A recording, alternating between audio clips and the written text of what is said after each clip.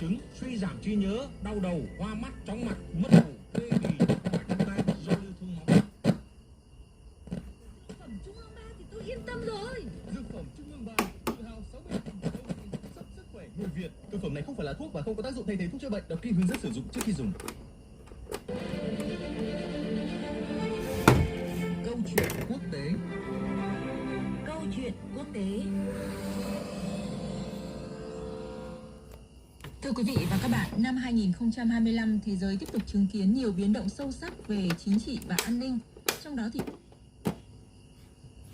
tưởng nhất, những cuộc xung đột dai dẳng trong khi các liên tục chồng lấn khiến bức tranh an ninh khu vực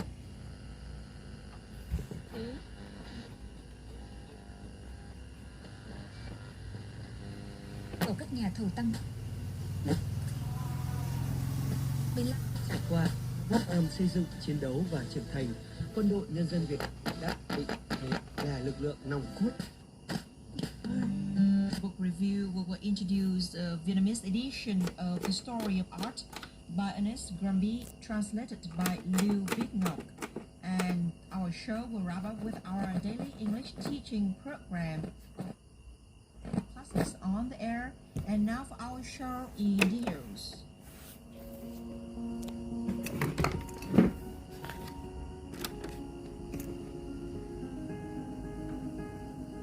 It has been more than 30 years since American photographer Peter Steinhauer first set foot in Vietnam, a place he calls his second home.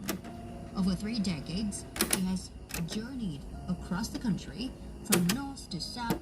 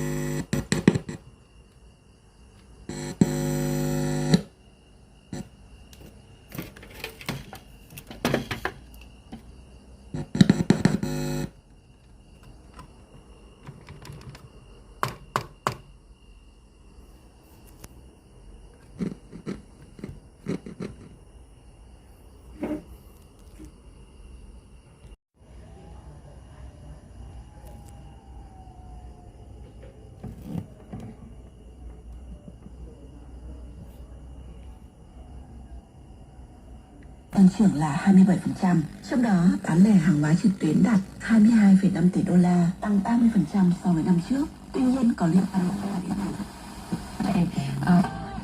Em thấy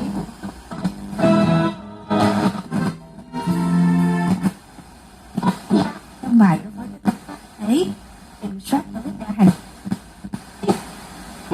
với niềm nha. tại một trường học luôn nha. Và ngay ở tuổi 12, Zuckerberg đã phát triển thành công một chương trình nhắn tin có tên Zucknet, đóng vai trò như một hệ thống liên lạc giữa các văn phòng mà chính bố của anh đã sử dụng tại văn phòng của mình. Ngoài ra, Zuckerberg cũng lập trình các cho bạn bè khi còn trẻ. Sau khi tốt nghiệp học viện Phillips Exeter, Zuckerberg đăng ký nhập học Đại học Harvard vào năm 2002. Đến năm thứ hai đại học, anh đã phát triển được 2 chương